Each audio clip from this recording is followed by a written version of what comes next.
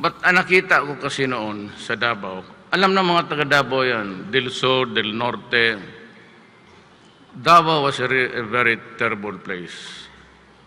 And to my chagrin, I could not do anything because piska lang ako. Sinabi ko, kampanya ako, na kung maawa si Allah, maging malinis ang Davao. Sabi ko, lilinisin ko to. So, I had about, since 1988 ago, all the way, until the presidency, wala akong talo. Diretso-diretso yan.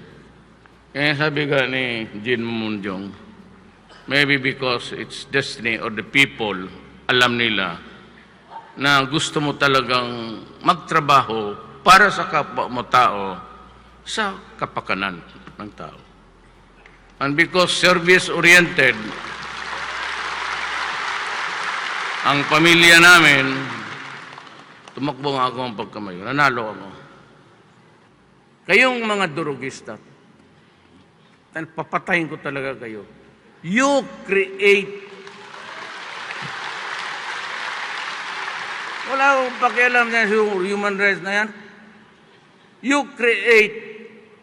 Kung hindi ako na presidente, lalabas kaya ang totoo?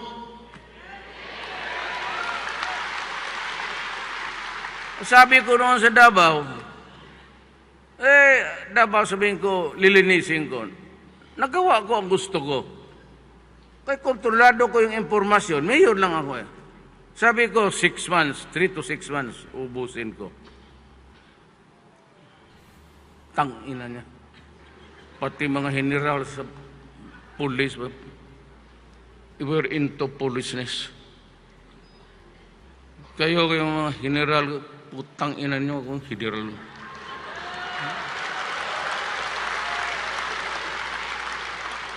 General, problem ko lang dyan eh. Pati kayo mga polis na, maabutan ko kayo. Pag hindi ninyo ako mapatay, yung remaining years, it will not stop. My war against drug will continue.